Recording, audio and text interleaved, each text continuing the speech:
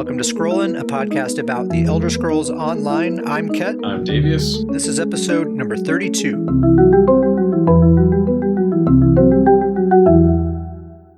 Couple of quick announcements. One, you'll notice the audio probably sounds a lot different this time. That's because, as I mentioned previously, I just got finished moving to a new house, and a bunch of my stuff is in boxes.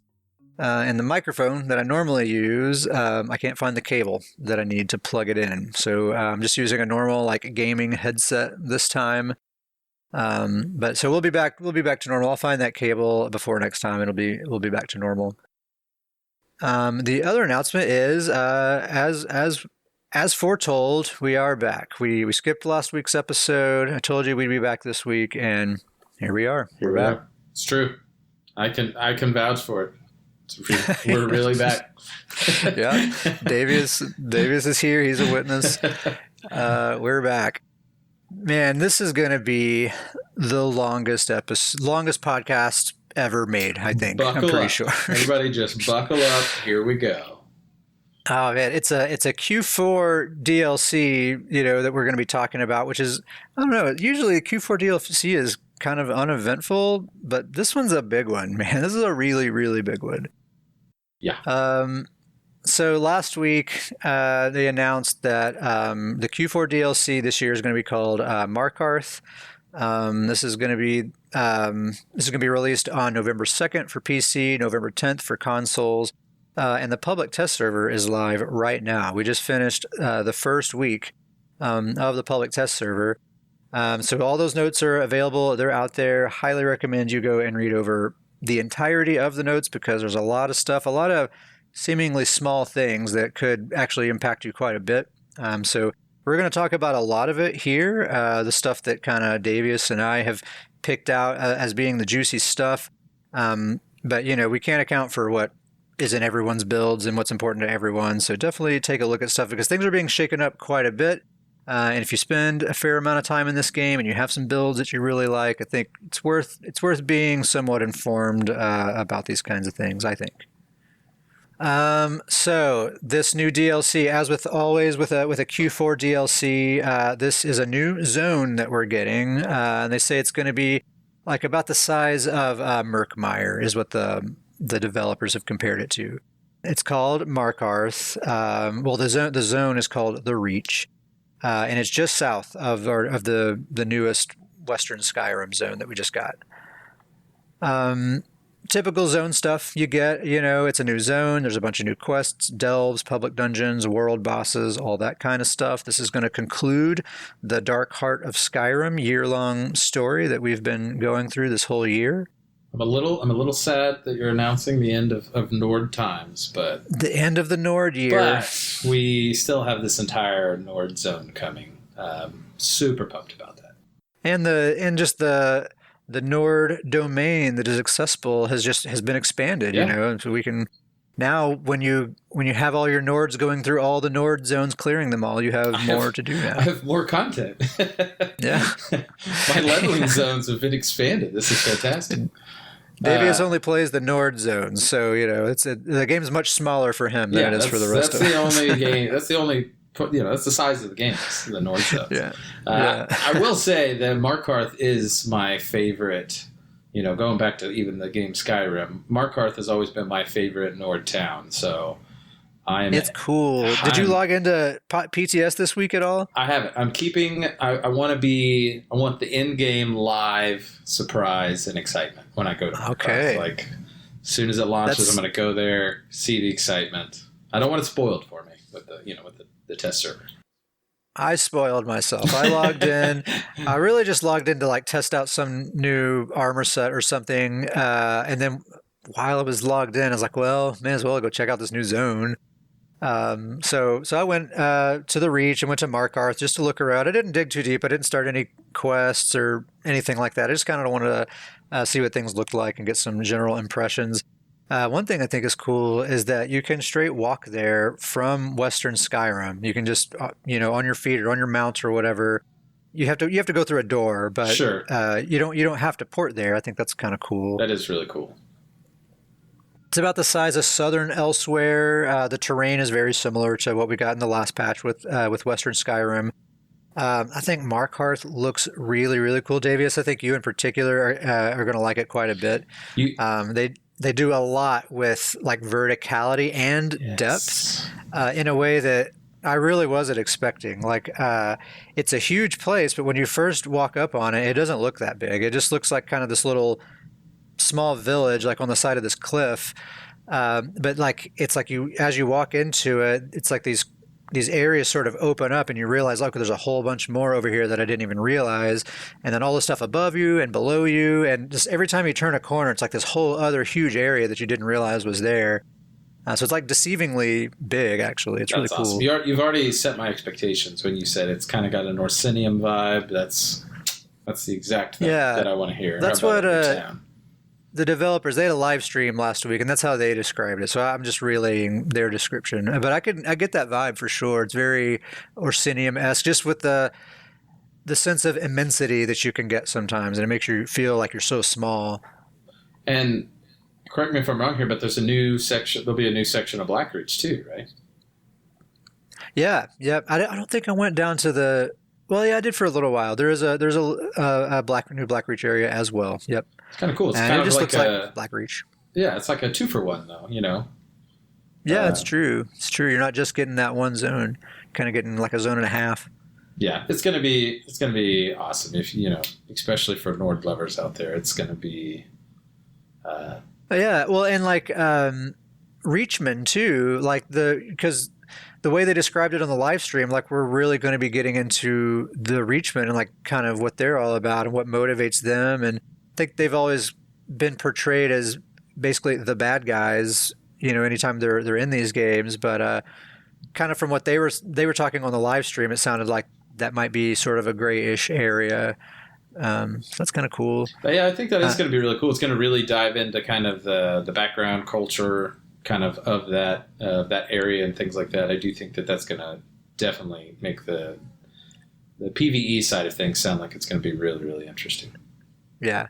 And we looked it up. The Reachmen are like descendants of Bretons, right? They don't like to call themselves Bretons, but that's kind of where they descend And the from. Bretons don't like them to call themselves Bretons. Yeah, you can't forget that. There's some bad blood there. Yeah, those aren't Bretons. Those Don't you aren't call them Bretons. Don't you call yourselves that. That's just kind of a funny fact, just because it's like, what are Bretons doing way the heck up there? Like, how did they? I feel like that they like skipped over the orcs, hanging out in the Nord zone. They found their way. Yeah.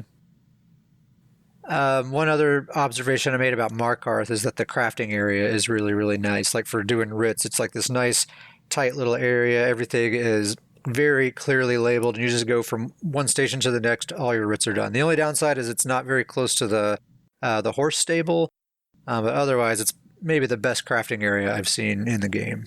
I think there's a good chance that this is going to be my move away from Eastmarch, because I'm going to move to Markarth. Cool. It's cool. still Finally getting Davius out of the house. gotta I gotta see it and see what the homes look like and things like that. But I think that I'm getting a real strong sense that this will be my move away from Eastmarch as kind of my new home zone, if you will. So the crafting area, that's good news.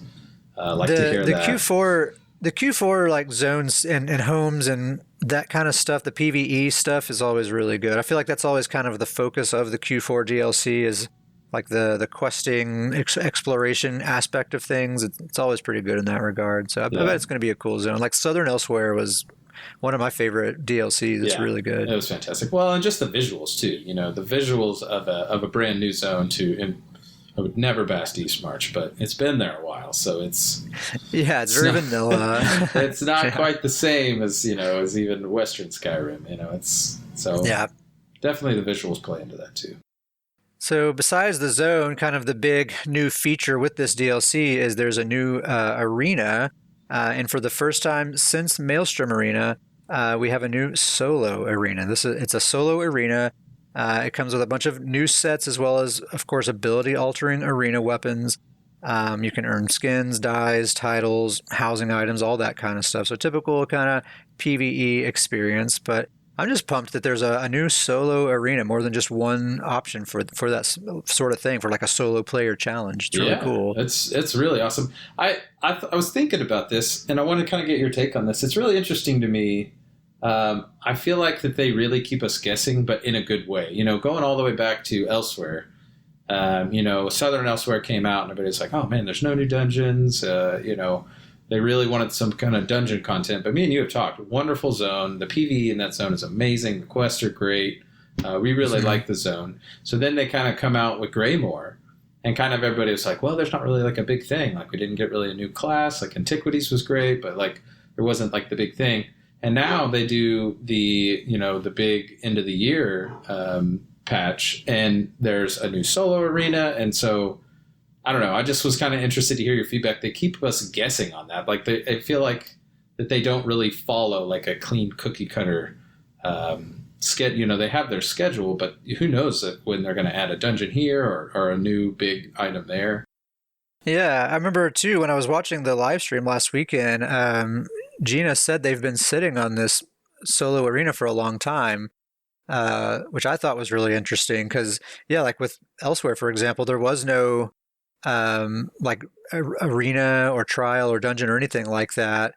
So if they had it, if they've had it for a long time, why didn't we get it with that release? Not like you said, I thought that release was great. Yeah. But it is interesting how they kind of change it up like that. Yeah, I actually like it. It makes I like that you can't predict it. I feel like that if we were able to predict, all right, every new zone we're going to get this, we're going to get I like that I am still surprised when they come out with new stuff. Whether, like obviously the Necromancer is a big surprise, but this new solo arena, this one really caught me off guard. I did not expect a new solo arena. Was not expecting it at all. Yeah. It looks really cool too. I've watched some previews of it, and it looks pretty awesome.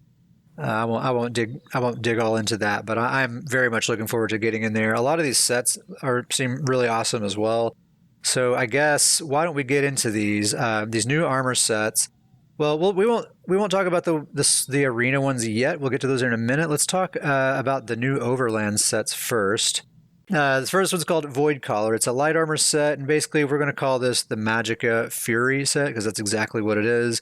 It gives you maximum health, maximum Magicka, spell damage, and then for the 5-piece bonus, when you take damage, your spell damage is increased by 24 for 5 seconds, stacking up to 20 times. That can happen every half second. And then when you reach all 20 stacks, the duration is doubled, but it cannot be refreshed anymore. So that's exactly what Warrior's Fury is, except that's a stamina set. This is just the Magicka version of that set. It can be good. I definitely could see some like tanky like Mag DK brawlers or a Magplar, maybe even a Magicka Warden making good use of this, like really bulking up, taking a lot of damage, and then you have all your stacks, and now you go on offense after your enemy has depleted themselves, Yeah. I can see this being something Davius might use on something. I always just like when they if they've got a certain set and it's only stamina, I always like when they make a Magicka version of it. I'm always a fan of that because, if you really like a set, but you want to switch it, if you want to try to use something similar, it's cool that if you have the alternate version of that set to use it. I'm always a fan when they do that. So yeah, totally. There's been lots of times I've had like a stamina build and be like, man, this would be cool if I could make a Magicka version of this. And I agree with you. I think this is going to be a pretty strong set. I definitely see some Magicka type brawler, and we'll probably talk about this as we kind of go through a lot of these new sets, but really getting a lot of Magicka brawler type vibes, like a lot of love for, like you said, like a Mag Warden or a Mag DK with some of these sets that they're coming out with. Yeah, totally. So I think that one will see some use. Probably not going to be OP, probably not one that everyone's going to be flocking to, but just a good option to have in the game that I'm sure some people are going to use for sure. Yeah.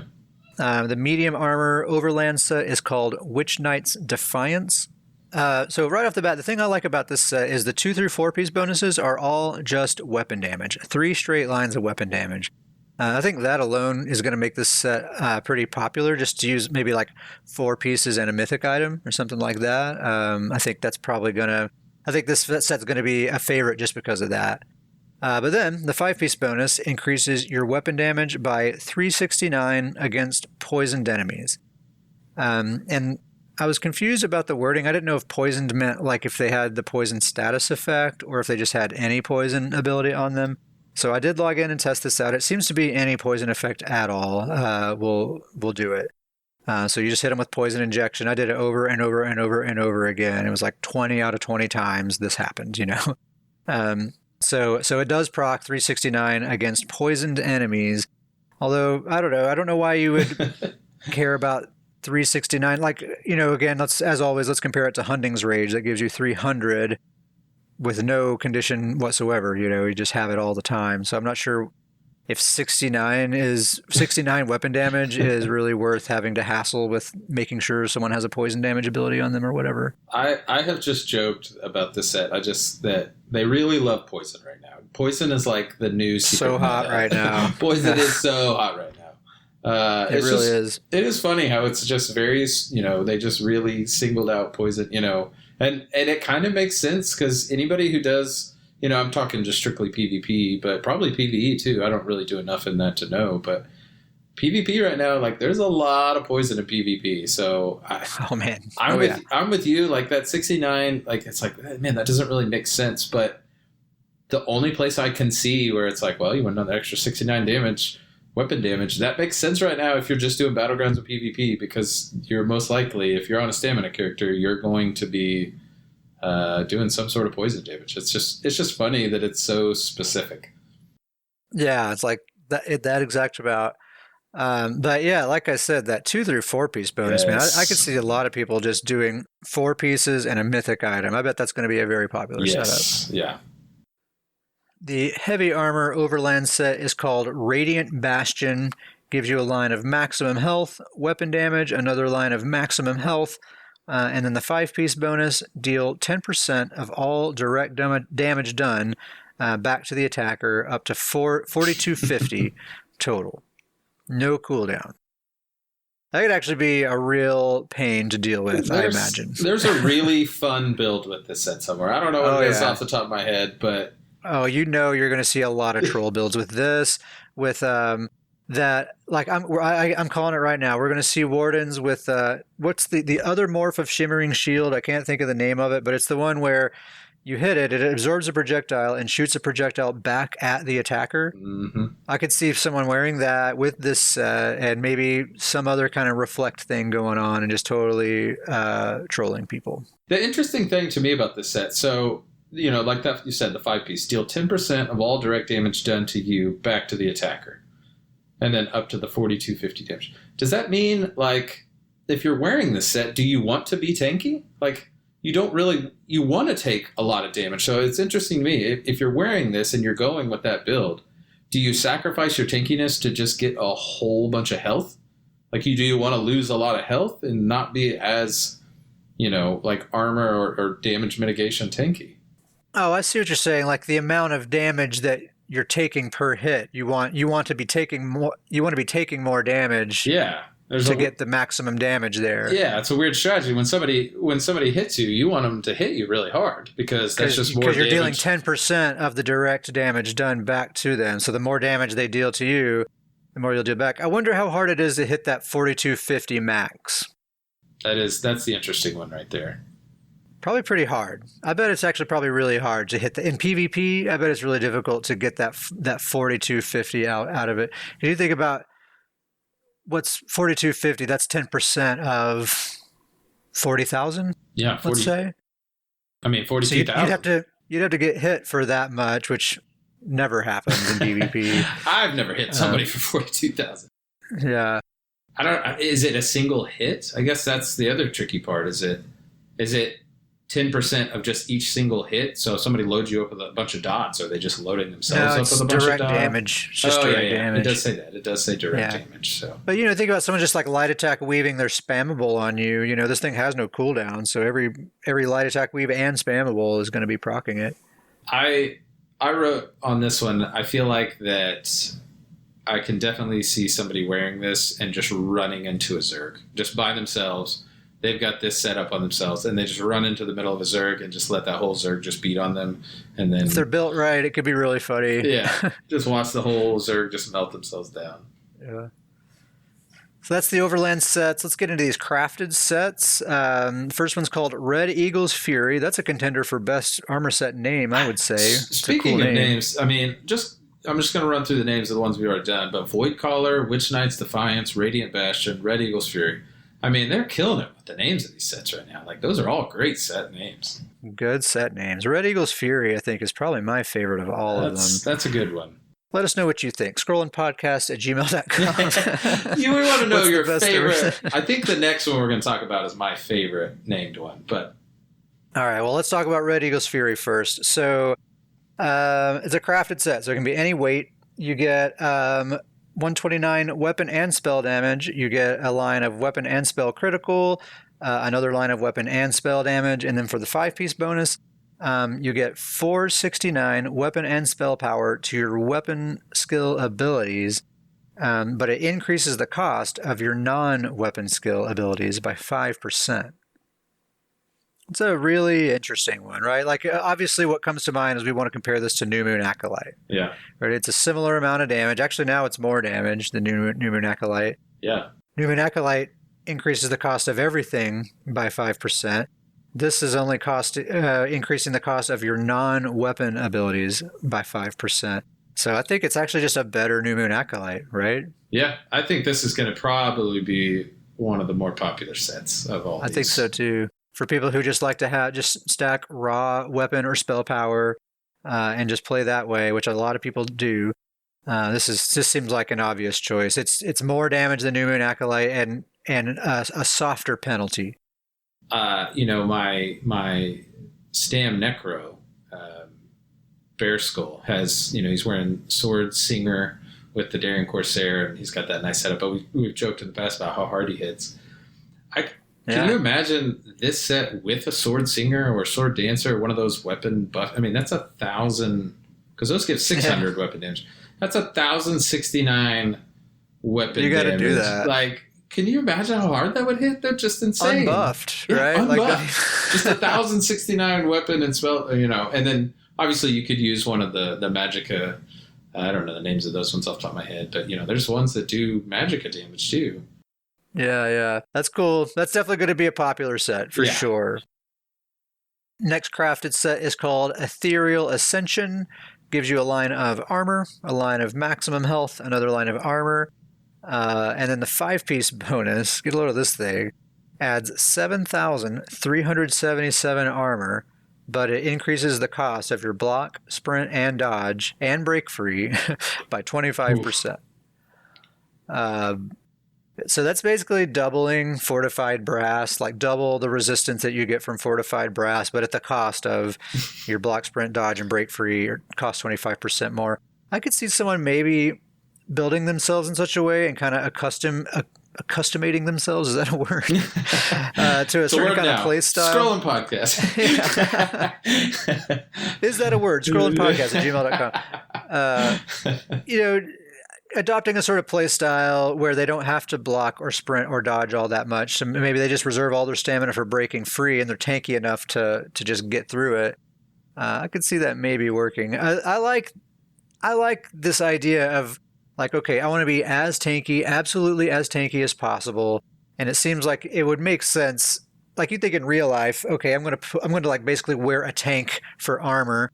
It's probably going to slow you down. You're probably not going to be able to dodge as much, like it makes sense that it would be that way. I'm scared of this set, and I 100% blame you. What have you done to me? Because this is a set in the past. I'd be like, oh man, look at all this armor, the tankiness. I love it.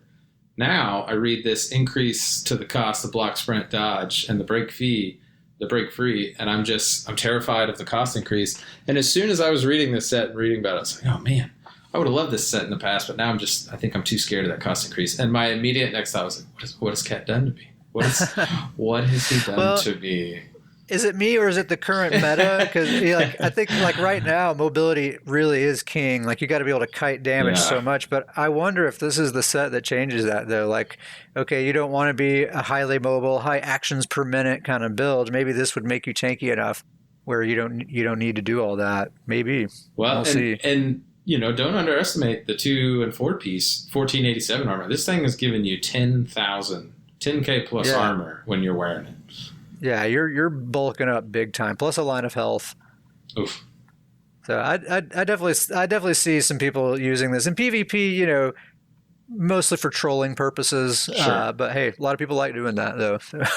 This is definitely one of those when you're running around Imperial City and you're fighting that guy that isn't hitting you for anything, but the entire group of like 10 people can't kill him. Yeah. This is going to be the set that person's wearing in the future. Yep. The last crafted set is called Legacy of Karth. Another cool name. You get weapon and spell critical, weapon and spell damage, and then weapon and spell penetration. So crit damage and penetration of both types. And then for the 5-piece, enemies affected by your alchemic poisons take 1973 disease damage every 1 second. So just take note, that's alchemic poisons, right? That's the alchemy crafted item that you put on your weapon, not just a poison ability like poison injection, right? So that's actually a pretty strong dot. 1973 every 1 second while your poison is on them. I could see somebody combining that with the Widowmaker set. I know that's been a set that's been pretty popular here lately because it was buffed recently. So Widowmaker, on that, the 5-piece bonus on that, when your alchemical poison fires, you drop a poisonous spore in front of you that bursts after 1 second, dealing 19,728 poison damage over 5 seconds to all enemies within 5 meters. I know a lot of people in our Battlegrounds guild have really been flocking to this set here lately.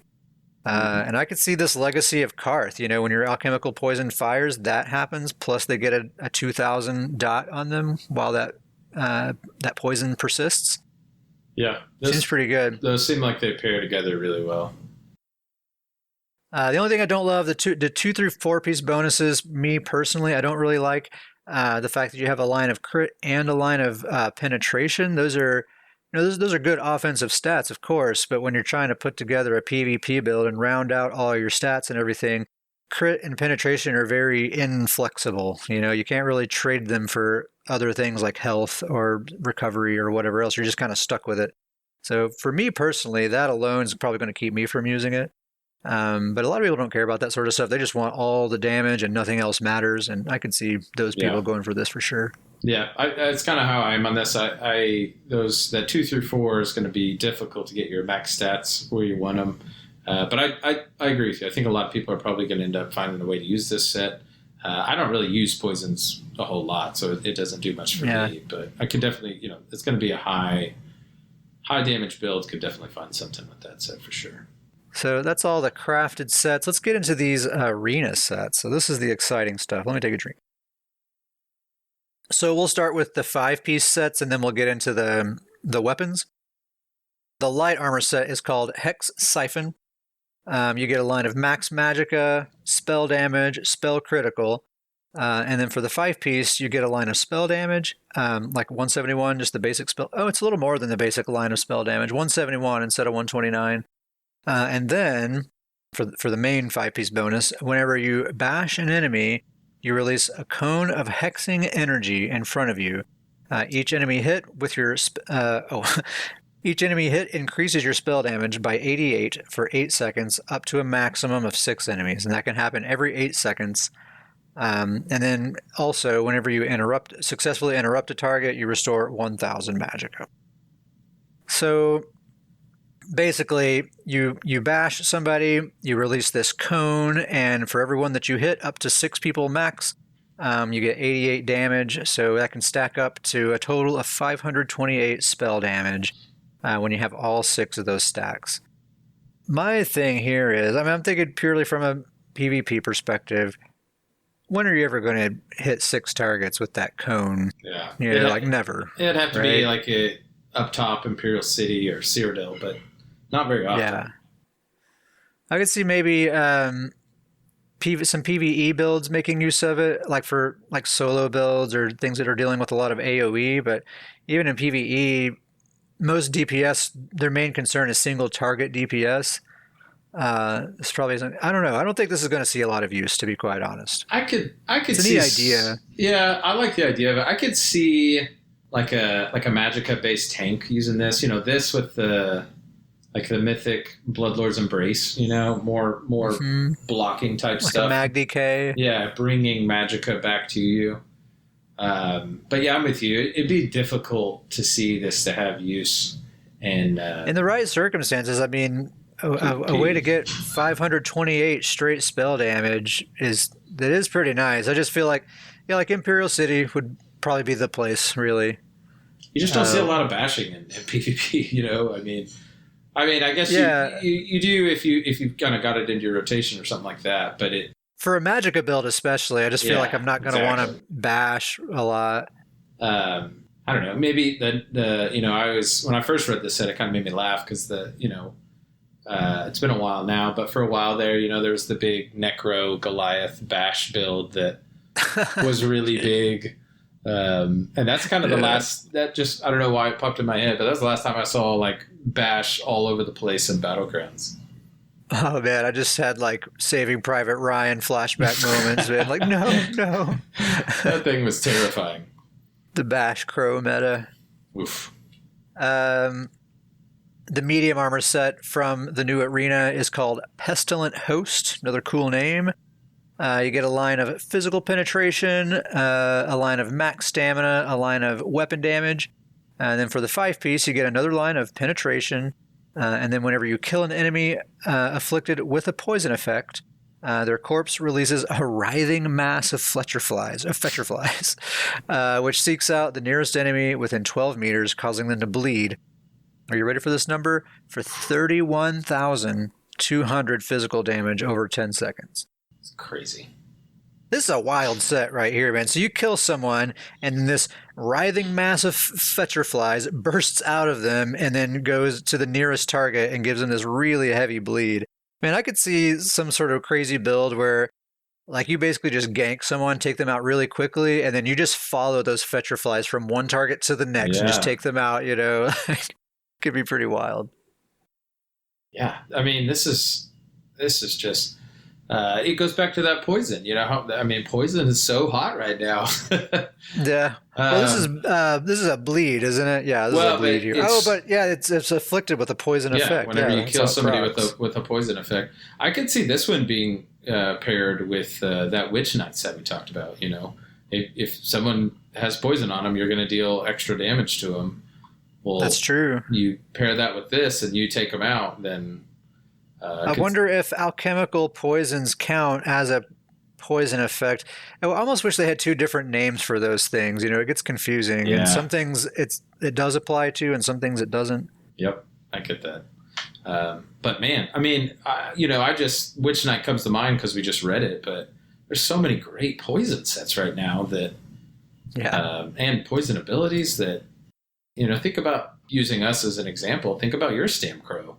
How much poison he throws out there. And he's killing people. Oh, yeah. You know, he does crazy amount of damage. And every time he killed somebody, that there's going to be a 31,000 dot over 10 seconds thrown on somebody. That's just... seems I guarantee nasty. You we're going to see that thing in Battlegrounds. It's going to be a scourge. Absolutely. Yep. Anyway, let's move on. We'll leave with the note of fear. The heavy armor set is called Explosive Rebuke. And this one's kind of cool. So you get a line of max stamina, a line of max health, a line of weapon and spell damage. And then for the 5-piece, when you successfully block, you place a bomb on the enemy for 10 seconds. And then when that enemy is hit with a fully charged heavy attack, the bomb detonates, and it deals 13,150 flame damage in an 8-meter AoE. And that can happen every 8 seconds. I think that's pretty cool. I actually really like that set. And that's a set that's like, it's a heavy armor set. It's like a kind of a tank support style set. And if you wanted to, you know, tanky builds are often, they have limited usefulness in PvP. But this could be one where, okay, you're tanky enough to like jump up in the middle of a group and not die. Bash everyone. Well, I guess you can only bash one person because it has an 8-second cooldown. But get in there, bash someone, and then tell one of your buddies on comm, like, all right, heavy attack that guy, and get a big AoE blast on everyone. Yeah.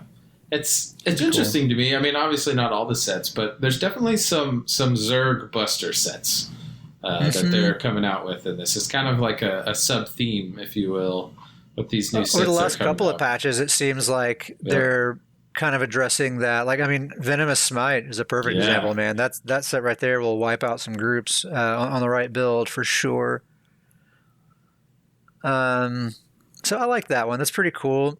And it seems like it would pair really nicely with this first arena weapon that we're going to talk about. So this first one is the two-hander called Frenzied Momentum. So this affects the ability of Momentum, or you may know it as Rally if that's the morph that you use. The perfected version, you get a line of max stamina, and then while Momentum, aka Rally, is active, casting stamina abilities generates a stack of Frenzied Momentum for 10 seconds, up to 5 stacks max. And then when you reach 5 stacks, your next heavy attack will consume all of those stacks and release a violent explosion of energy around your target, dealing 9,028 physical damage to everyone in an 8-meter area. So obviously, like, you got your tanky buddy wearing Explosive Rebuke, the set we were just talking about. He places the bomb on somebody, and then he hollers at you with your Frenzied Momentum two-hander. This guy's got the bombs. You got your 5 stacks. So you go heavy attack that guy, and you have an 8-meter AOE. Both of those things going off. Man, you'll just wipe a group right then and there in one shot, I think. Yeah. It would be. It's gonna. That's gonna happen. It's gonna be exciting. Oh yeah. It's gonna be either exciting or devastating to see that happen. And of course, one person could wear both of those sets too. But I like to think of it as a coordinated, like two-person effort. Honestly, I think that could be fun. Oh man. Yeah, a lot of damage. We're talking about a lot of damage here. Oh, yeah. The next one is the one-handed shield called Void Bash. Cool name. If you have the perfected version, you get a line of max health. And then when you deal damage with Power Bash, and that's like the Sword and Shield spammable ability, then you apply Call of the Void to yourself for 2 seconds. Enemies within 12 meters are immediately pulled to you, so it's super trolly. And then after Call of the Void ends, so after that 2-second period ends, you apply Major Maim to those enemies in the area for 10 seconds. So basically, you pull everyone within 12 meters in, and then basically a second later, they all have Major Maim, and that can happen every 13 seconds. Now, we'll talk a little bit here in a little while. We'll see the major minor effects basically have all been reworked. So this says Major Maim right now, and we're thinking like, oh my gosh, but might not be as big of a deal as it seems right now. We'll get into that a little later. Yeah. But nonetheless, I think it's a cool idea. I think it's a really cool idea. I, as someone who does a lot of tank and PvE, love the idea of pulling all enemies within 12 meters. That's really nice for tanks. It's an easy way to pull stuff in. But it's going to be hilarious, but this in a battleground or in a PvP, this is just going to be a wild, chaotic mess. I feel like I think it's going to be fun. But the immediate, like, trolly, hilarious build to me is like doing the Radiant Bastion, where everybody that hits you takes damage back. With this, you just run into like a Zerg and everybody hits you, and they just all of a sudden everybody gets pulled to you, and then as they're hitting you, they're taking damage back. Like you do that set, Explosive Rebuke as your other 5-piece set, Void Bash. Can you imagine what that's gonna look like? I mean, it's just gonna be hilarious. Just make everyone rage quit, man. Is what that's gonna do. Just pulling, the amount, like, this in Battlegrounds is just going to be wild. And most other things that have an automatic pull in, like the Necromancer armor that it pulls you into them, you at least have to directly damage them in order for that to happen. With this, man, you don't even have to know this person exists. They just activate it, and you're nearby, and you get pulled in. Yeah, that's why I think I'm just imagining this in my head in a battleground, and it's going to be like the fights are going on, teams are moving, and all of a sudden, all battleground teams are going to be right on top of each other. It's just going to, you're trying to run from a fight? Nope. Yeah, enemies within 12 meters, so that's a 24-meter area total. Yeah. It's probably, right now, I think of it as just hilarious, like how silly it's going to look. But I do wonder if months down the road, we're going to be like, oh, man, this set's just such a pain. Because it's going to be, think about if multiple people are wearing this. Like, what if you get everybody in the entire battleground gets pulled into one spot and then somebody else is wearing it? So they, I don't know if it could stack. Is it going to, are we all going to get pulled around? Well, we'll have CC immunity. That's true. So you'll have like 5 or 6 seconds where you can't be CC'd again. So there's at least that. what if in a 15-second time frame you get pulled into 3 different? I mean, you're just going to feel like you have no control. Like, it's going to feel like the entire battleground is like in a whirlpool. Yeah. And everybody's just along for the ride. BGs are going to be very interesting this next patch. We're going to get into that in a little while as well. Let's move on to the next arena weapon. This is the dual wield Executioner's Blade. I'm going to go ahead and say this is my least favorite.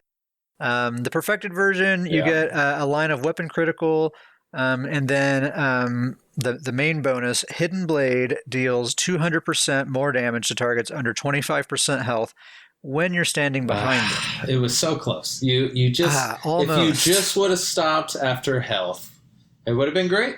Would have been great.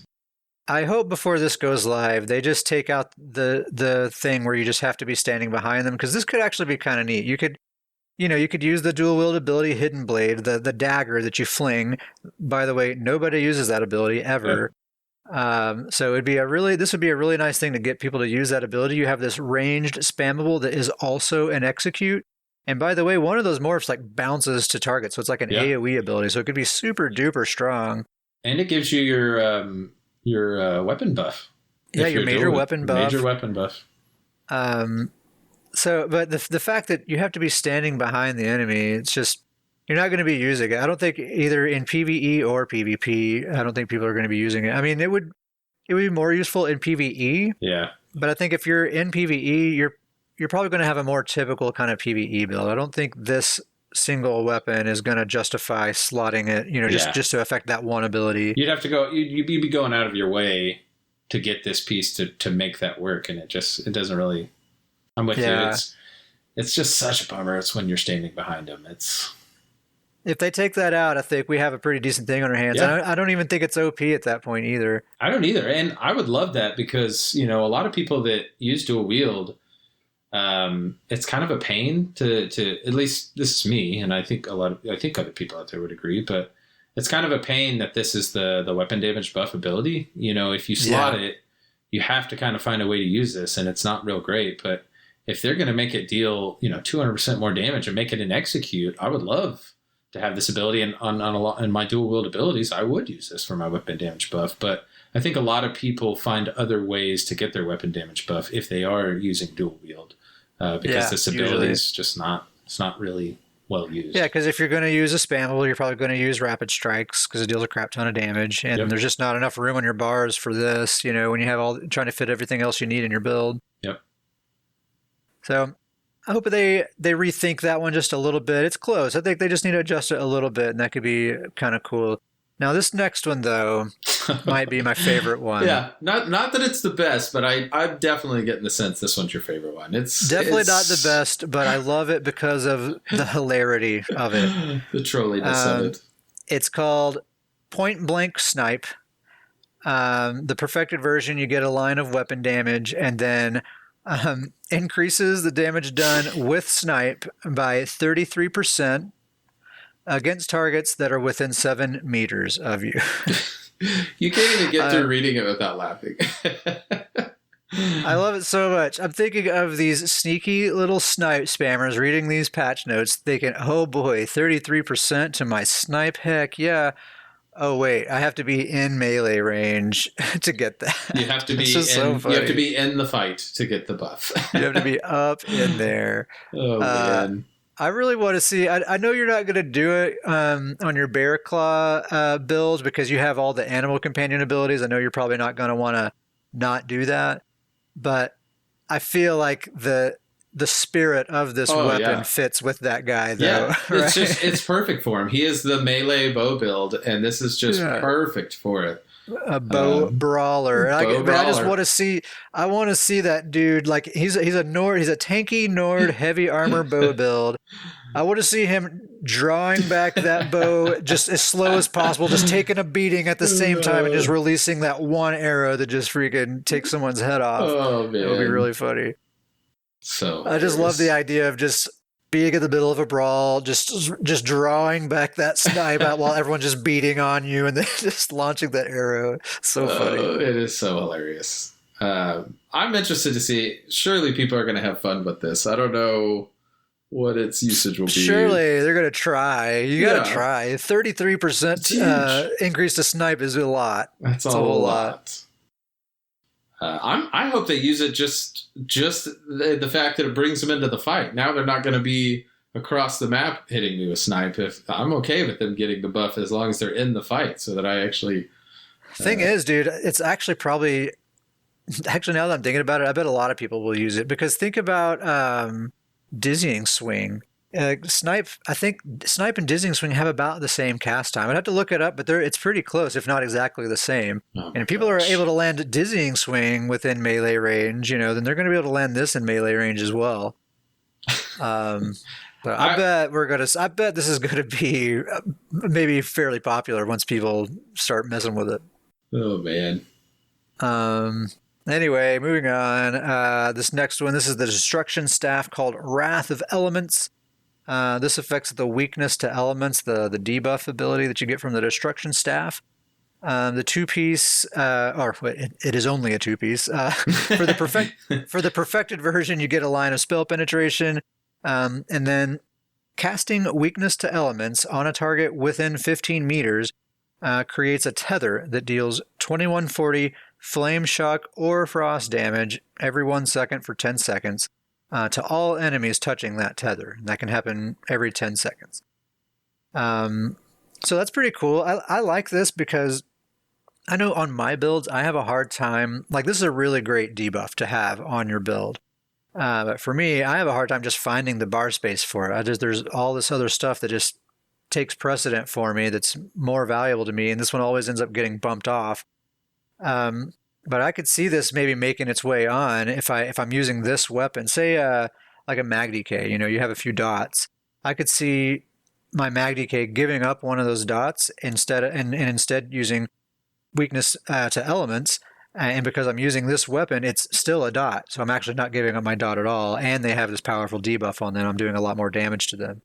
Yeah. So it seems decent. Yeah, it does seem strong. Me personally, I'm not crazy about enemy tether abilities.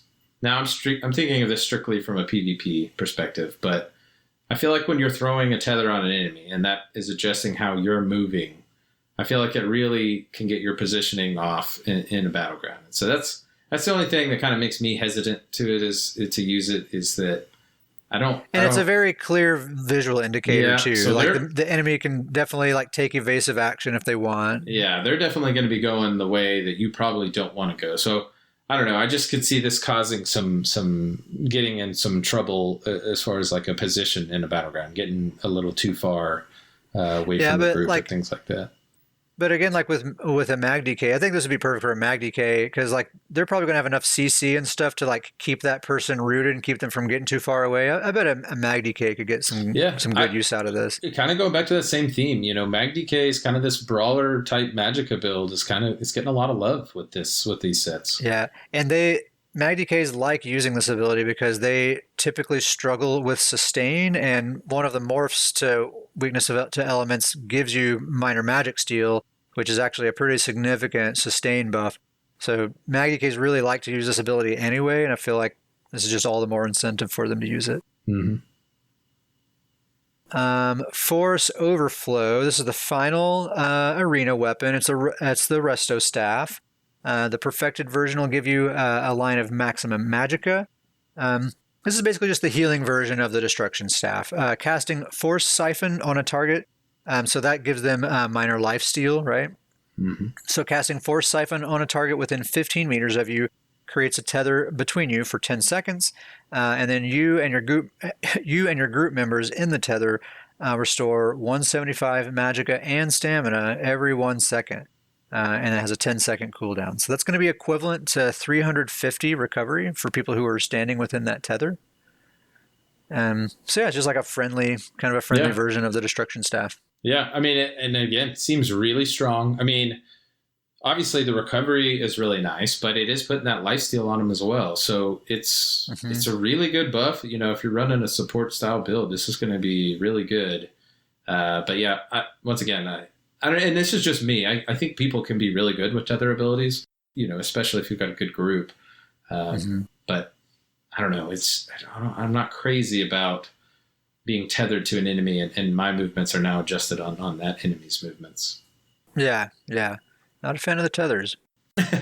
Well, I'm okay with the necromancer tethers because those are on corpses. I think that's such a big difference. Is that Yeah, it's not on your enemy. Yeah, you know, and like again, I'm very PvP mindset on this. You know, these and PvE are probably going to be fantastic. You know, because you just throw this on a boss, and that boss isn't going to go anywhere. So I could see them being really strong in a PvE environment. Maybe that's more what their focus is, but in PvP, with you know, it's so much about movement and your position or where you are. It makes it tricky if now all of a sudden you're tied to an enemy. Yeah, I totally understand that. So, I mean, I think Frenzied Momentum is obviously going to be one that people really like to use. I think that's good too. Surprisingly, there aren't really any amazing arena two-handed weapons. You know, like none of them are amazing. Yeah, this is probably going to be. I mean, it's going to be the best one, right? I mean, everybody. I shouldn't say everybody, but I feel like if you're using a two-handed weapon and you don't have rally on your bar, I don't know what happened. I don't know where the miscommunication was. I'll say it. Everyone uses rally.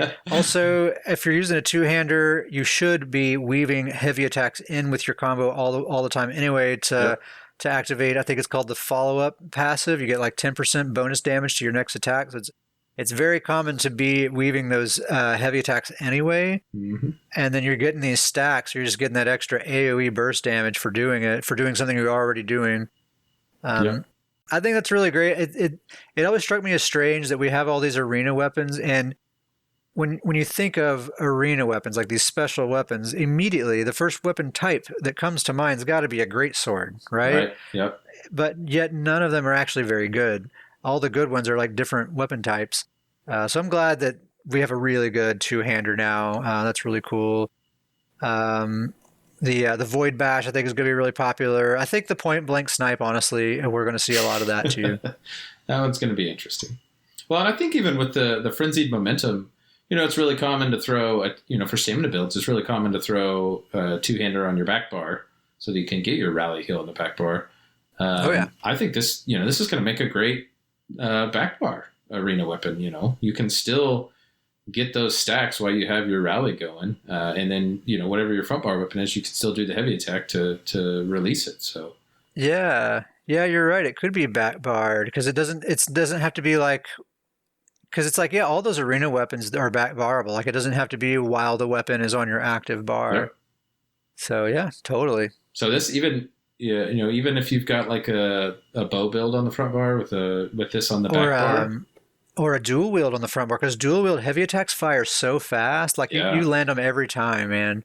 Yeah, I mean, that would probably be the best, because a bow, you're gonna have to get a little closer. Bows have they have really slow heavy attacks too. Bows do. Yeah, but I think that's what makes it really great is you can throw this on the back bar and still get a lot out of it. It's really versatile. Actually, you can do a lot with it. So that is all the arena sets. We're also getting a couple of new mythic items, and we'd wondered about this in the past, if we would ever get new mythic items or if that's just the collection that we have and that's that. So at least this one time we're getting some more. Yeah. 2 more. This first one, I already called dibs, so you can't. That's fine. You can have it. That second one, you can have it. Ring of the Pale Order. I mean, I'm not the only one. I think a lot of people are really going to be after this thing. This is going to be by far the more popular of the two. But they're both really good. But this thing, a lot of people are going to want this thing. So, Ring of the Pale Order. By the way, enough rings, right? Like, don't we need a belt or Yeah, something? Like, I don't know. Like, we're getting another ring here. We got enough rings. gloves that people would actually use. Yeah, cool pair of gloves that you'll actually will use. A I was going to say, well, we helmet. have a pair of gloves. Yeah, yeah. Yeah, a cool helmet would be awesome. Like, just like freaking dope helmet to put on. Yeah. Enough rings. Anyway, Ring of the Pale Order, restore 15% of the damage you deal as health, but you cannot be healed by anyone but yourself. So this has a number of awesome applications, I think. Like, really, there are a ton of possibilities for this thing. Really, just about any solo PvP build is going to have a great time with this. I've already tested it out on my Stamina Sorcerer. I logged into PTS, and Davis, you told me about this boss in East March called Rage Claw, Old Rage right? Claw. Yep. This is a world boss that we always go to kind of test build survivability out on, because it's just like this pack of werewolves that deal a crap ton of damage. So we always figure if we can solo that boss and still be alive at the end, or like we didn't have to struggle too much to stay alive, we figure the survivability is probably pretty decent for that build. Yep. And it's usually I think that's a pretty good test, actually. Yeah, yeah. I mean, Rage Claw, he sneaks up on people. That thing hits hard. That's one of the harder, like, vanilla world bosses. Anyway, so I went to that boss using Ring of the Pale Order with my typical Stamsork build, which is using Briarheart, Morkelden, Master Bow, and of course, since he's a Stamsork, he has Surge, so he gets healed every time he crits. Plus, Briarheart heals him every time he crits.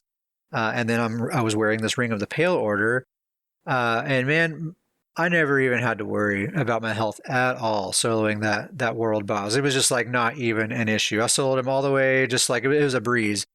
And for a straight damage focused build with not a lot of consideration for survivability, I feel like that's uncommon for that particular boss. This one is interesting to me because when I first read this one, it kind of, I've talked about this in the past. It seems very, and once again, we always look at things in a very battleground way or a PvP way, but it seems very much to kind of be pushing that agenda that we've talked about, where battlegrounds is very, every man for themselves, every solo, and we'll talk about some crazy exciting news later on.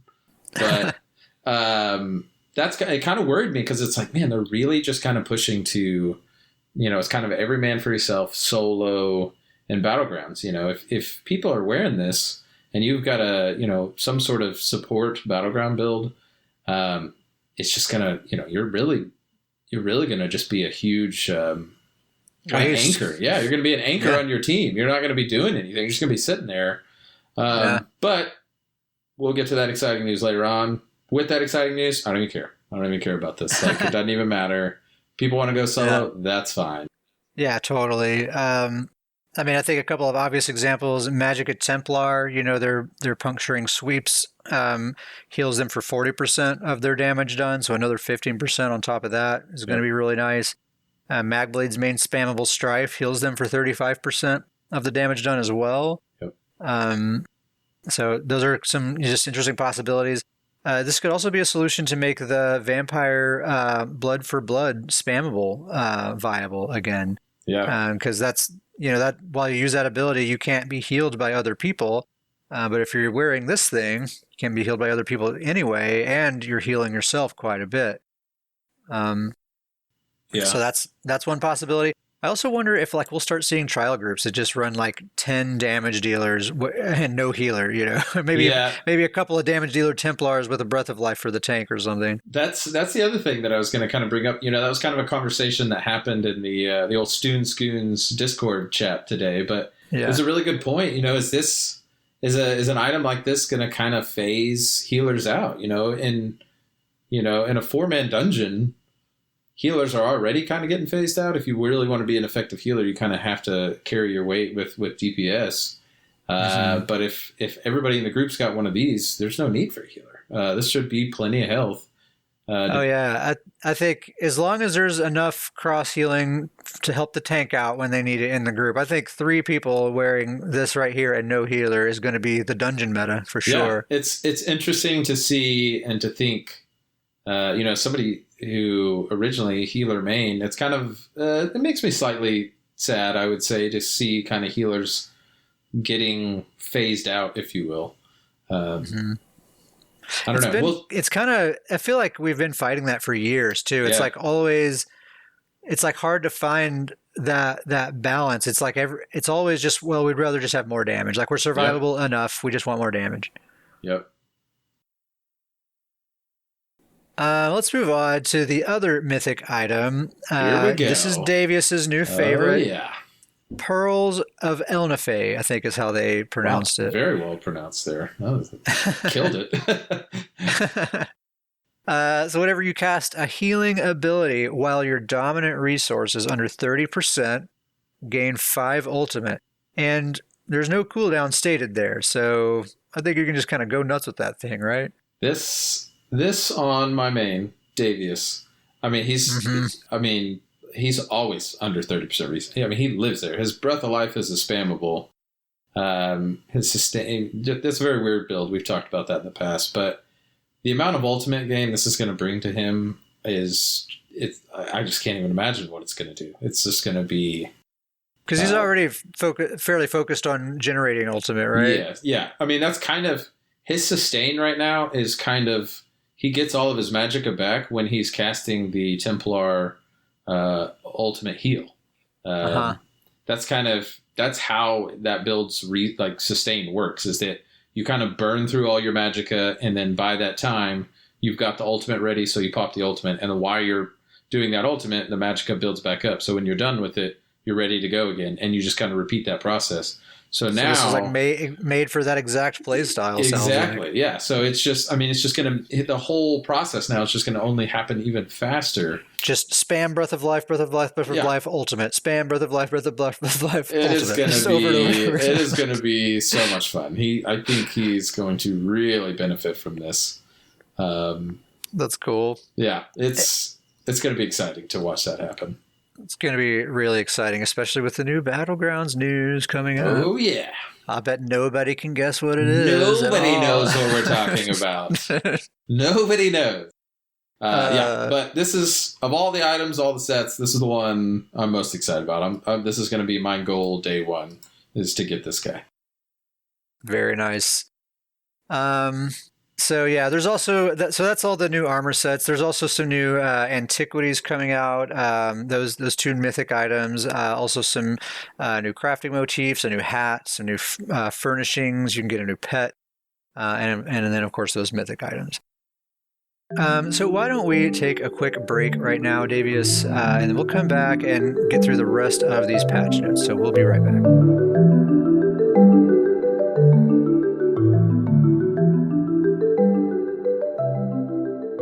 Everything we've talked about up to this point, basically you have to buy the DLC or be an ESO Plus subscriber to get any of that. The rest of this stuff is going to be base game stuff. So whether you're an ESO Plus subscriber or not, whether you buy the DLC or not, all this stuff is going to apply to you and be accessible to you. And this first thing is probably the coolest thing, well, second coolest thing in this entire patch, right? Yeah. That's a good save. That's a good save. But what a game changer this is. I mean, just wow. Absolutely. It's called Item Set Collections. Man, I need to calm myself down so we can talk about this. All right. So they describe it as a new system to help you find and manage all the item sets in ESO.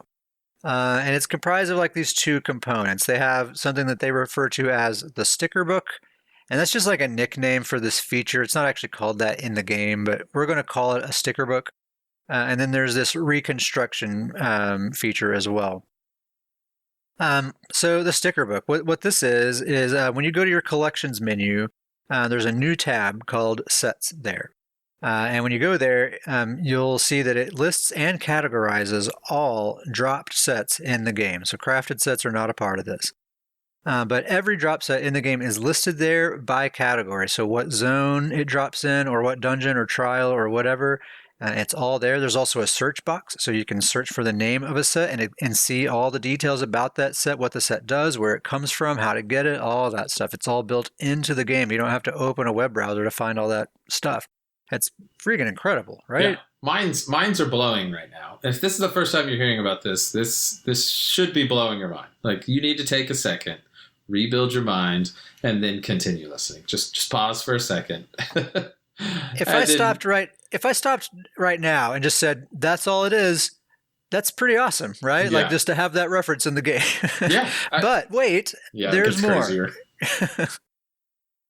So any set piece that has been bound to one of your characters will show up here as having been collected by you. It'll be designated that you've collected that piece. And then once a piece has been collected in this sticker book, it can be reconstructed anytime using transmute crystals.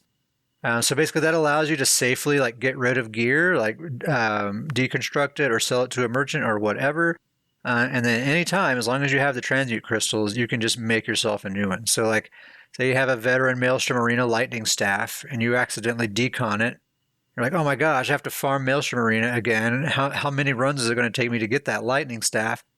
Well, fear not. You've collected that item. It's in your sticker book. So as long as you have enough transmute crystals, you can go to a transmutation station or a transmute station, spend those transmute crystals, and make a new one. And it doesn't even cost crafting mats. It just costs the transmute crystals. That's the official mind blower right there. No mats, transmute crystals. This is insane. I mean, It's insanity. I mean, the amount of effect this is going to have in the game. I mean, I don't even feel like there's a way to predict it. I mean, this is just game economy. What is this going to do? It's going to shake it up big time, man. And another thing too is when you reconstruct an item, like the item that you collect, the trait doesn't matter. So like if I say I have a Mother's Sorrow sturdy helmet in my collection, when I go to reconstruct that item, I can choose any trait that I want. As long as my character has researched and knows the trait, I can choose any trait that I want. I can make it well fitted or whatever I want. So that's really, really cool. The number of transmutes that it costs depends on how many of the pieces of that set you've collected. So I'll just use Mother Sorrow as my example here. So if you've only collected one piece of Mother Sorrow, say just the headpiece, then it's going to cost 75 transmute crystals to reconstruct that item. But if you've collected every single Mother Sorrow piece out there, every body piece, every piece of jewelry, every weapon, everything, then it's going to cost 25 transmute crystals to reconstruct a Mother Sorrow piece. And so that's cheaper than transmuting an existing item, right? Like if I have an infused weapon and I want to make it sharpened, well, I'd actually just be better off reconstructing a new one in the sharpened trait that I want rather than transmuting my old one. If I have, depending on how many pieces I've collected. It's crazy what this is going to do. I mean, transmute crystals immediately become the most valuable currency in the game, in my opinion. Yeah, I mean, they kind of already were, but yes, like way, way more now. Yeah, and I can't get over it. What is this going to do for the economy of the game? What does this do for crafters? Trading guilds? Like, this is crazy. I wonder if ZOS has their, projections about that kind of stuff. Like, I wonder if they know what to expect or have an idea of what to expect, or if it's just like, let's just see. Let's just see what's going to happen. I'm really excited about it. That's my biggest thing is that I think this is awesome. I love, we always talk about how much theory crafting we do. We always are browsing through the sets, looking for new ideas, theory crafting, talking about sets that, maybe would be cool for a certain type of build. So I love that that's going to be more able to do in game. The fact that you can now browse the sets in game, see them all. This sticker book sounds like it's going to be awesome to be able to see that in game. But yeah, this is just such a huge thing to throw in here. So many huge things happening. Really, really just a lot. So many huge things. But I'm very, very excited about this. I love this. You're about to mention another thing that makes this even better. That's kind of the next thing we'll talk about. But I think this is a great change. I love this. What this is going to do for character storage is going to be fantastic. I mean, I'm immediately going to go to my bank and just start deconning stuff. And just make sure that I have it all in my sticker book and then just start deconning stuff. There's so many Yeah, there's so sets much that, stuff that's like, yeah. well, this seems kind of good. I don't want to get rid of it. I might use it, but I might not. Well, now I just straight up going to delete anything like that. For me, like spell power cure is a big one for me. I have Mm-hmm. so many Lich. pieces. Lich, that's another good one. I have so many pieces of spell power cure just sitting in my bank, all different weapon styles, all different armor styles, just in case that I may find some weird way to use it because I farmed that for so long, and it's a pain to go and refarm those things. So just to know that I can just decon that stuff. Lich, like you said, so much Lich item. Think of all the monster sets. I don't even decon any monster sets, just in the chance that there may be a change to one, or maybe I'll find a new way to use one. I have so many monster sets in my bank. So then also, whenever you deconstruct one of these reconstructed items, it refunds 25 transmute crystals. Now it's always 25 though, regardless of how many it costs to make the item, you get 25 back. So, if you have all the pieces collected, then you get all of your transmute crystals back whenever you deconstruct that item. That's pretty awesome. That is pretty awesome. I mean, that big time quality of life stuff. In general, they're kind of making the transmute situation a lot easier on everyone. So there's that thing where you kind of get them refunded back. Also, the cap for transmute crystals that your character is allowed to have has been increased to 500 for non-ESO Plus subscribers. For ESO Plus subscribers is 1,000. Oh man. Which it's 200 currently for subscribers. Sing it. Yeah, that's amazing, man. That's a pretty big increase. That is fantastic. Yeah, this was the thing I was talking about. We're about to talk about that just makes it so much better. So not only are they increasing the cap, but they're also increasing the number of transmute crystals that you can earn from PvE, like pledges and dailies and leaderboards, that kind of stuff. So PvE players that don't do a lot of PvP are going to have more transmutes coming in. That's really nice. They're also increasing the number of transmutes that you can earn from doing battlegrounds. So that's also really cool. Really, typically, it's Cyrodiil is like the only somewhat fairly non-time consuming way to get transmute crystals. But it sounds like that may not be the case much longer. Okay, so we've alluded to this thing about 1,000 times. We're finally at this part of the outline. Some changes coming to Battlegrounds. A little bit of changes. A little bit of changes. Namely, they are reintroducing grouping for Battlegrounds. Can you believe it? I don't know what to say. I don't even know what to say. This is number one. This is the best. If they just said, hey, we're ending the Dark Heart of Skyrim, and the update is that we're bringing back Battleground groups. Q4 DLC, there is no DLC, but Battlegrounds grouping's back. All right. Job well done. Way to go, guys. You did it. All jokes aside, I mean, just awesome news. I mean, I don't know about you, but I can't say enough how I feel like they are doing such a good job listening to their player base lately. I mean, just really listening and going off of feedback and really diving into just listening to their player base and giving the player base kind of what they want in a smart way within a protective way that's good for the game. Yeah, I mean, this is definitely something that players have been asking for ever since they took it away. I would say the most devout Battlegrounds players have been asking to bring grouping back over and over and over again. So it's definitely reassuring to see that feedback has been heard and that they're trying to address that.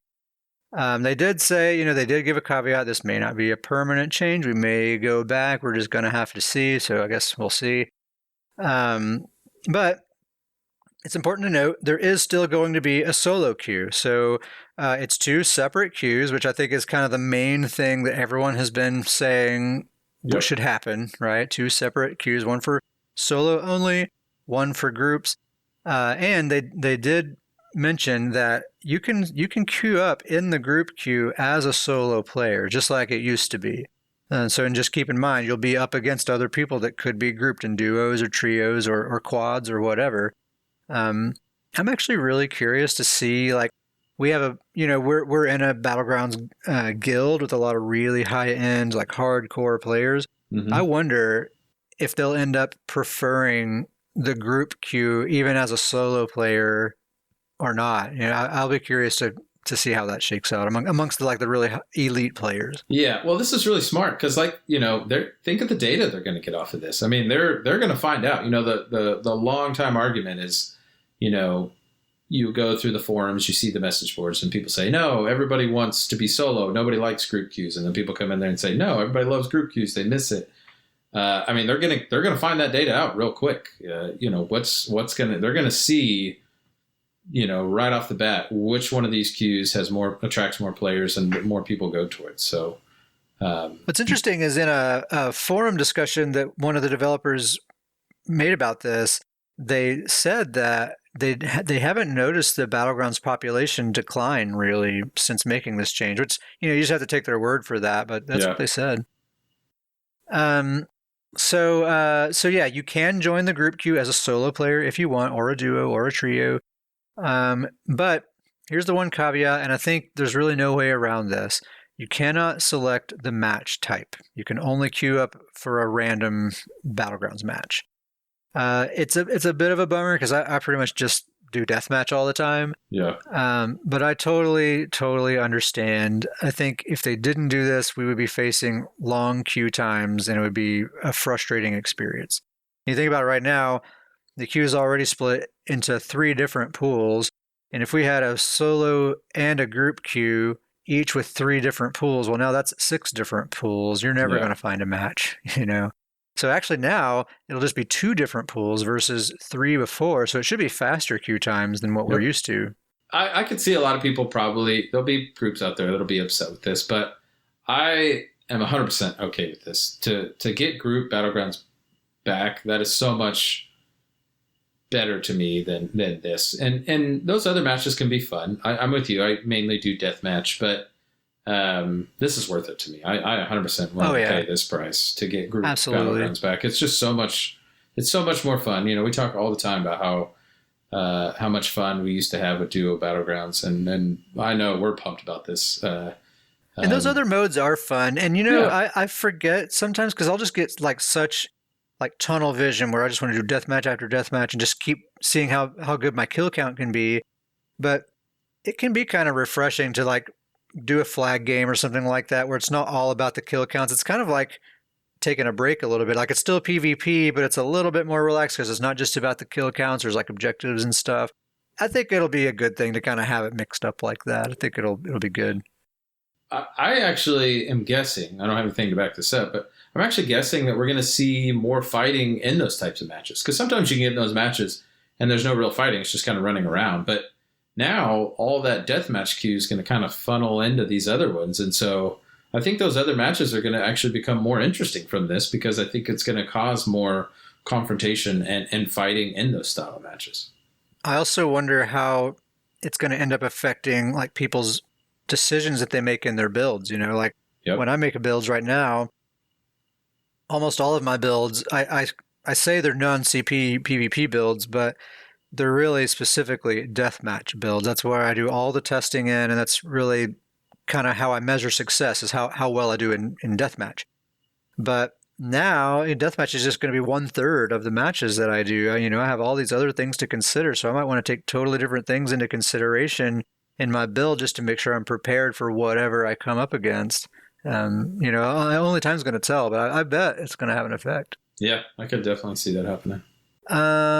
They said they also made some additional improvements to Battlegrounds matchmaking to help promote better long-term matchmaking. So that's the Battlegrounds updates.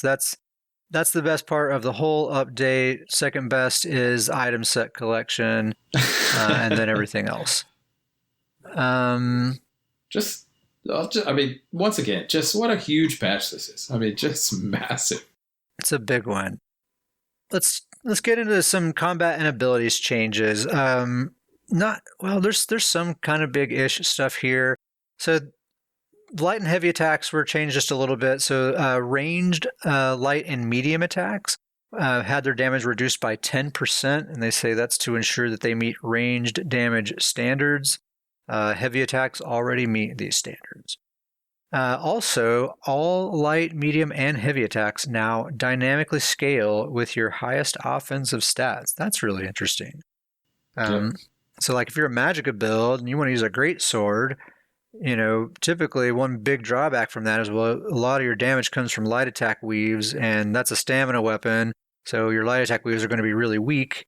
Well, there's a solution to that right here. That's really nice. I know a lot of people, that's something that is a big complaint, is like Magicka builds want to be able to use different weapons and not suffer so much for it. Davis, I've heard you complain about that before. Yeah. I mean, I love the idea of, and this kind of goes back to what I've been saying. They really seem to be giving a lot of love to kind of the Magicka style brawler build. I mean, think how great this is for Mag DKs that are already up there in melee range, and now they can throw a greatsword on there. I mean, I would like to see them take it one step further and make like the resource return from your heavy attacks work the same way, scale off of your max offensive stats, and then we'd be perfect and we can just move on. That's got to be coming, right? That's got to be the next step. That's the final little touch, and then I think everyone's happy there.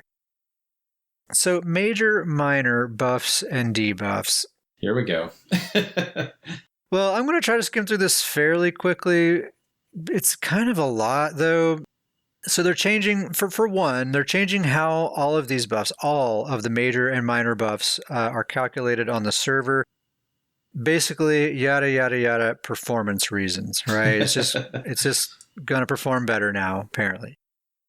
In addition to that, they have adjusted the values of basically almost every major and minor buff in the game to align them with what they call the set bonus efficiency. Right, so it's more standardization. I basically have every single major minor buff in the game listed here. I'm not going to go over every single one, but suffice it to say, almost all of them were touched on. I'll just name a few, like Minor Expedition. It was buffed. It's 15% instead of 10% movement speed. Major Breach now affects both physical and spell penetration. And then Minor and Major Fracture no longer exist. They were taken out of the game, so now it's just Major Breach does both, rather than having Breach for Magicka penetration and Fracture for stamina penetration. So they've both been combined.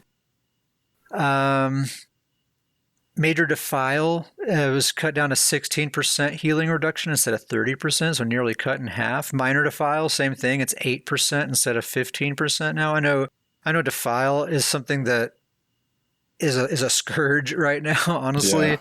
Yeah. That is a massive debuff or nerf to that debuff and to Stamina Necromancers, by relation.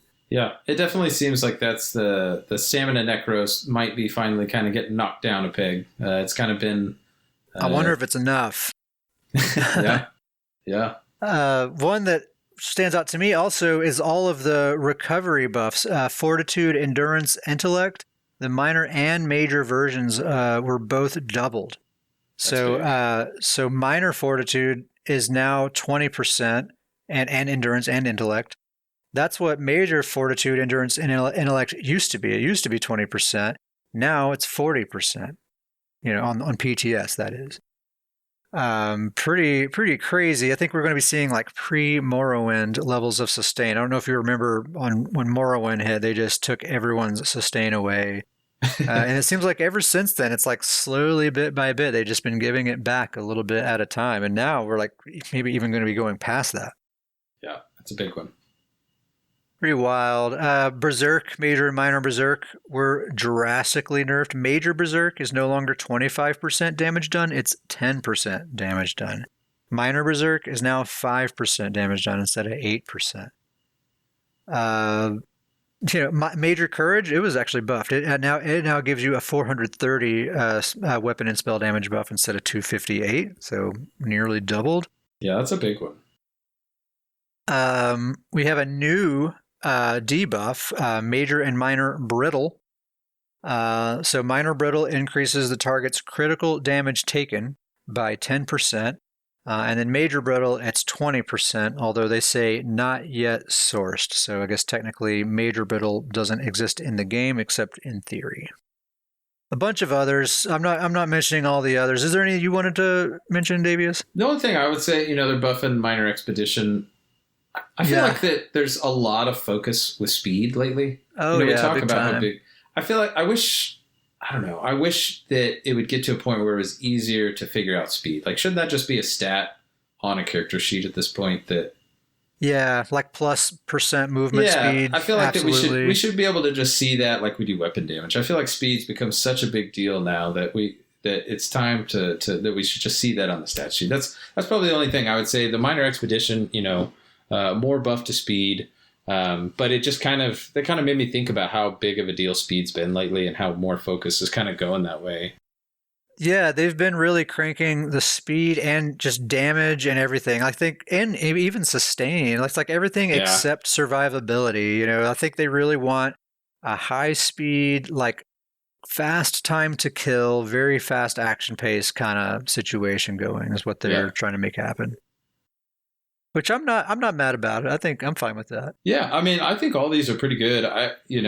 Taking the Necro down a peg, that makes sense. Anybody, that's been in Battlegrounds, that makes sense. Oh But yeah. and then the other note I had was, like you said, the sustain. This is going to be huge. I mean, that's going to cause a lot of people to kind of go and in PvP to go and rework their builds because they've got a lot of freedom now to move stats around. Oh yeah, totally. Like I'll be taking a lot of sustain out of my builds now because I mean my potion and rally alone is going to be giving me twice as much as they used Yep. to. Like Yep. it's going to be wild. But I mean, so the damage is going to go way up. Yeah, I mean, that's kind of seems like what the easy changes can be, right? All those jewelry glyphs that were sustained, everybody's just gonna be switching those right over to damage now, right? I'm I mean, I'm that's betting. Yeah, it's just going to be straight damage, jewelry, and Munda stones across the board. If your major and minor recovery buffs are doubled, I feel like that's enough right there. And like your medium or light armor passives, and you're probably yeah, set. yep, I agree. Um, so yeah, that's the major minor buff system. Highly recommend reading over the patch notes to see all the details there. We definitely didn't mention Oh, everything. I do have a big thing to mention here, and this is Okay. big. Heroism, safe guys, don't worry about it. It's good. Minor major Heroism, heroism not on the list. untouched. That's the ulti regen Yeah, one, right? I wonder if that's the only one that's not on the list. Maybe Uh, it might be literally the only one. It's hilarious, but I scrolled through this list. That's my favorite buff. It's probably obvious, but Zos is really in alignment with you and the changes that they make and stuff that they add to the game. It seems. guys, I admit it. They called me in the middle of the week. That I'm admitting it. They throw me a bone every now and Uh, then. But yes, um, heroism is safe. So all you Ultigen lovers, we're good. Don't worry about it. thank goodness. Uh, I'm not going to really get into class changes. There are a few minor adjustments to some class stuff. There's some interesting things going on with Warden and Sub Assault, especially with Stam Warden. I guess I will get into this a little bit. Basically, the Magicka morph of Sub Assault, Deep Fissure, it applies both kinds of penetration now, right? Magicka and physical penetration. And then the stamina morph does not give any kind of penetration whatsoever anymore. And instead, what happens is it basically you get two casts out of one. So you cast it once. After 3 seconds, it hits, and then 3 seconds later, it hits again. So basically, it amounts to a sustain buff, I think. And I think most wardens, at least PvP wardens, would really rather have that penetration. I think in PvE, it's probably a pretty big DPS buff. So it just depends on what you do, whether that's a good or a bad thing. Yeah. But that's all I'm going to go over with classes. Everything else I think was pretty minor. Some stuff happening with the destruction staff, and particularly with frost staffs. So they say frost staffs have received adjustments to help them further stand out as a tank and support-oriented weapon type. So applying chilled while actively holding a frost staff now applies minor brittle, that new debuff we just talked about, in addition to the other effects.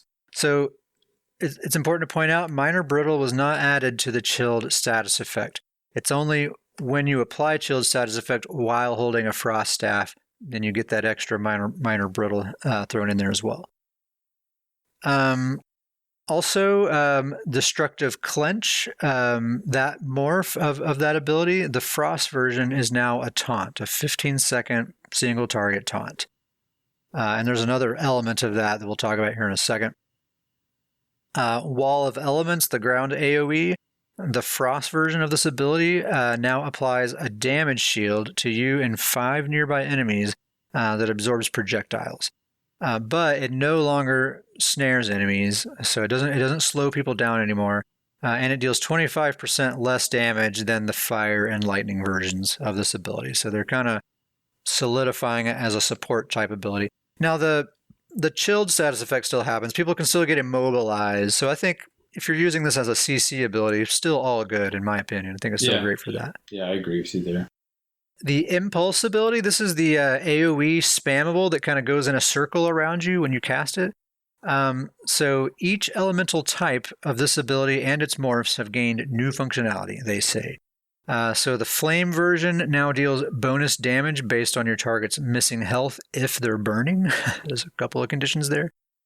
The Frost version now will give minor protection to you and 6 nearby group members for 6 seconds. Now remember, that's a minor buff, so it was probably adjusted and probably isn't as strong as it used to be, but it's there. The Shock version will deal 5% more damage to each enemy that you hit, up to 30% maximum. So that Shock one's actually really, really good, which makes sense. It's an AoE, and Shock is an AoE thing. Yeah. And then the Tri-Focus passive. This passive no longer causes your heavy attacks with a Frost Staff to taunt, right? So Frost Clench is now your taunt. Heavy attacks with the Frost Staff no longer taunt. That's probably overall a good thing for the game. There's a lot of people who don't know that taunts, and they end up pulling aggro away from tanks, and it's annoying. For me personally, I liked having a taunt that I didn't have to slot on my skill bars. It's really handy, especially for my Magcrow healer. She basically doubles as a tank in Imperial City, and I just enjoyed that. Yeah. But I think overall, this is probably a good thing. Yeah, I think so too. Also, the Tri-Focus passive, they increase the strength of the damage shield that it grants from heavy attacks up to 25% of your max health instead of 8%. So a giant buff there. And then Destruction Expert. This passive now also grants 1800 magicka whenever you absorb damage with a Frost Staff damage shield every 10 seconds.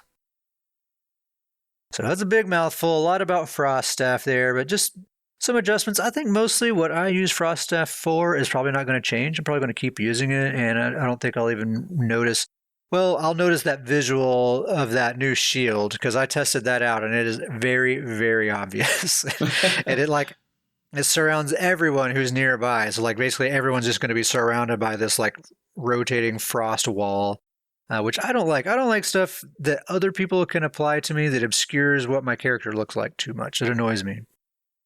It's interesting how they're really, I think overall I like the fact that they're really kind of diving into the 3 elements and making them more focused. I think that's good.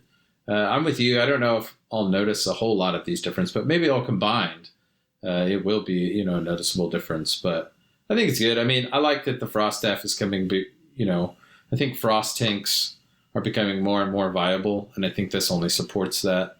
From the PvE side, and for support characters, I think this is also good. Frost Staffs. If you're a support character, you're obviously probably going to have.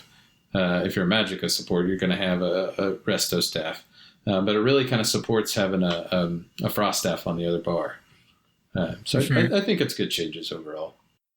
Yeah, I think it's not going to make me stop using a Frost Staff on the characters that I use it on. Yeah. They've made some adjustments to a bunch of existing armor sets. I'm certainly not going to go through this list because it's a ton, but it's basically all related to these adjustments to the major minor buff system. So pretty much every set that provides a major or minor buff was adjusted to compensate for all the changes that were made to those buffs. So it's basically if a buff was nerfed, then the duration was extended or something like that, more or less across the board. That's kind of what we're seeing. So the example I wrote down here was like major vitality. The potency of major vitality was cut in half. And so the Black Rose Prison Resto Staff, the duration of major vitality that gives was doubled, right? It's twice as long as it used to be, but half as potent. So overall, the same like mathematical amount of value that you're getting out of that. So if you use any sets that give any kind of major or minor buff, you may want to take a look at this and see how that's being adjusted to compensate for those changes. Some other miscellaneous things. They added searching and subcategories to inventory screens. So like your main inventory screen, the bank screen, mail, all of that. You can use a keyword to search for all that stuff. And you can also subcategorize. So like if you click on the armor section of your inventory screen, then it'll break it down into heavy, medium, light, jewelry. That's something that PC players have used add-ons for a long time. Yep. So it's nothing new, but hey, it's one less add-on I have to use. That's great. And console players rejoice, right? Yeah. I mean, once again, I think we both just love quality of life upgrades, and there's quite a few on this one. It's nice. Yeah. And that's such a seemingly small one, but massively impactful. Man, we spend a lot of time in our inventory. If you've been playing this game for a while, you're going to be spending a lot of time in your inventory. So that's nice. Also, the crafting stations now have quest trackers for like writs and certifications and that kind of stuff. So it'll show you which crafting quest that you have. It'll activate that, and it'll show you the mats that you need to use to complete that quest. So that's another add-on I can get rid of, right? That's great. Yep. Once again, yeah, another quality of life upgrade. Keep bringing them. Love it. I love that they're getting an idea of how many add-ons we need for inventory screens and crafting and things like that. So, like you said, the less add-ons, the better. Yeah, and just better quality of life, especially for console players, because they can't use add-ons. So, we've talked about it. For console players, we got to give you all a shout out, because I can't imagine some of the add-ons that we play with. I can't imagine not having them. Yeah. That's pretty much all the PTS stuff we wanted to talk about. One other thing that was kind of mentioned on the forums this week that I thought was worth bringing up is that the issue of missing health bars that you may have noticed in Battlegrounds or Imperial City is being addressed. They've acknowledged that they're aware of that issue. They're working on a fix, which means, to me, if a developer is commenting on a forum saying that they're aware of the issue, that usually means they think they know how to fix it, and it's probably going to be getting fixed. That's why they've mentioned it, is they know how to fix it now. Right, exactly. Because this has been an issue for a long time, and they're just now talking about it.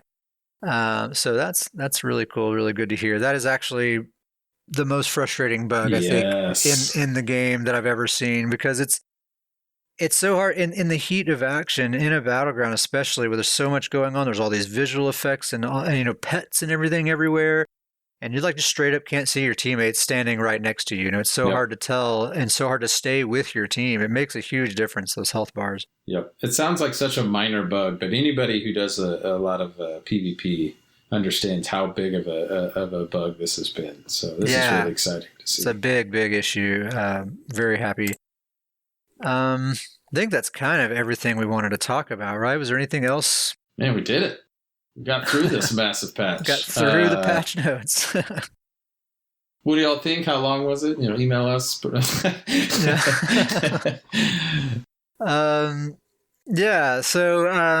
emails this week, but if you'd like to send us an email, you can email us at scrollinpodcast@gmail.com. That's scrollin with an I-N, no G, scrollinpodcast@gmail.com. Let us know what you think about these patch notes. If there's anything you'd like to hear us talk about, any questions that you have, anything you'd like to clear up if we were maybe incorrect or just inaccurate on while you're listening, really whatever you'd like to say, feel free to drop us a line. We have a guild called Stoon's Goons. We have plenty of spots open if you're interested in just hanging out with us on Discord, going out for Goon Night, where we typically just go into Imperial City and wreak havoc. Although now that grouping in Battlegrounds is coming back, Goon Night might end up being more Battlegrounds focused. So that's exciting. But anyway, it's mostly we do all kinds of stuff, dungeon runs, trials. A lot of times we just are each doing our own thing and we're just goofing off in Discord and whatever. It's really just kind of a social thing. So, all aboard for that. Anything else? I think that's it. I think we covered it. I hope Man, we made it. Okay, well, I guess we will call that an episode right there. We'll catch you next time for episode 33. See you later.